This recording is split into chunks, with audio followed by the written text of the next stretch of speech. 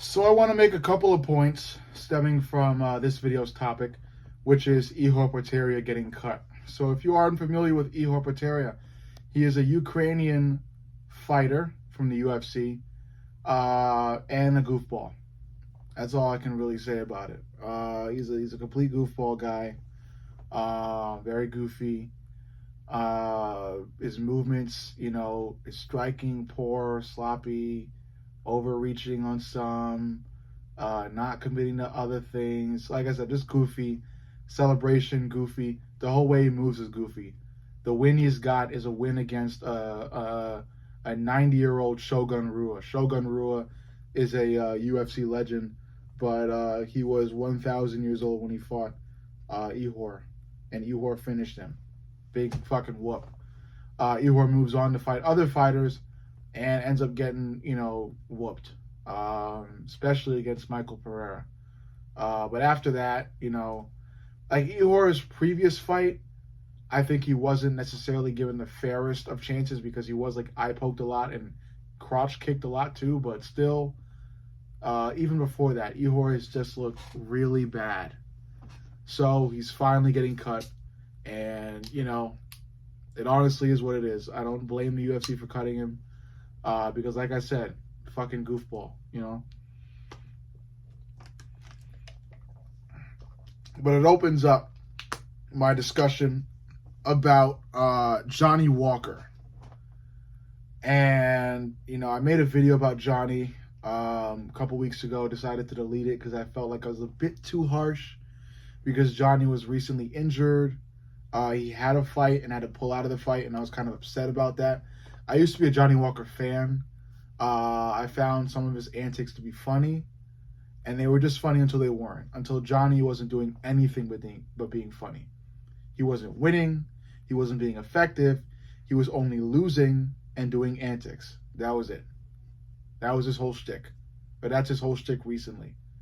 And he had a fight to prove himself at least one more time, and he pulled out because of another injury. Or because of a injury. He also recently made a video about how he's, reinvented himself and he's evolved, and he went to a, fight camp, and he's better now, and he'll look amazing in his next fight, and all the light heavyweight fighters are in trouble and this and that and whatever. Empty threats in my opinion, because if you look at the guy's record, he's sloppy. He's sloppy against good fighters. Against cans, sure, he could find success. Against actual decent fighters, sloppy. That's all you can really define him as. He's got great reach. He's a long fighter, and if he could utilize his reach to his advantage, he'd do really great things. As you can see, longer fighters do, because it's just the range. They're able to reach their opponents easier, and that can lead to more powerful types of striking being utilized and better wins.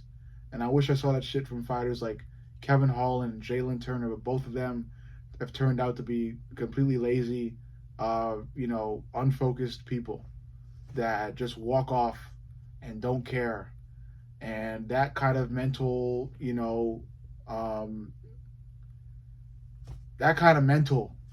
is going to bring them both to karate combat or street beefs, anywhere but the UFC.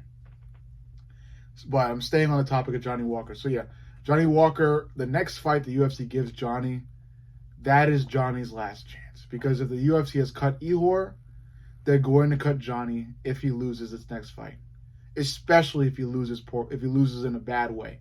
Because there's losing, and there's losing in a bad way, which is like a first round knockout, maybe a loss via eye poke, maybe you're just fucking stalling the entire fight, stuff like that you lose while doing, that causes some really terrible shit to happen, especially afterwards, in terms of being signed again, which a lot of fighters have not been because of that. And it looks like Johnny Walker may be victim to that same outcome, especially if he's not able to change something and get a win in his next fight. So this is Johnny's last chance, especially after him pulling out of the fight he did have due to an injury.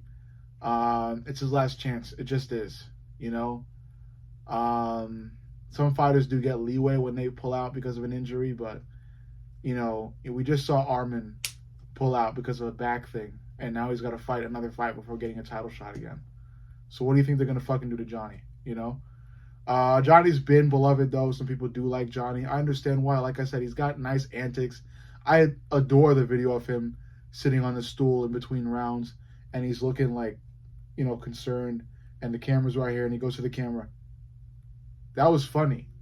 You know, that's funny stuff. That's like stuff that causes MMA fans to adore you and support you.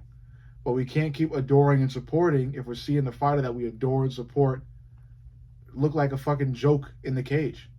Because that's what Johnny has looked like, you know, against, you know, like decent competition.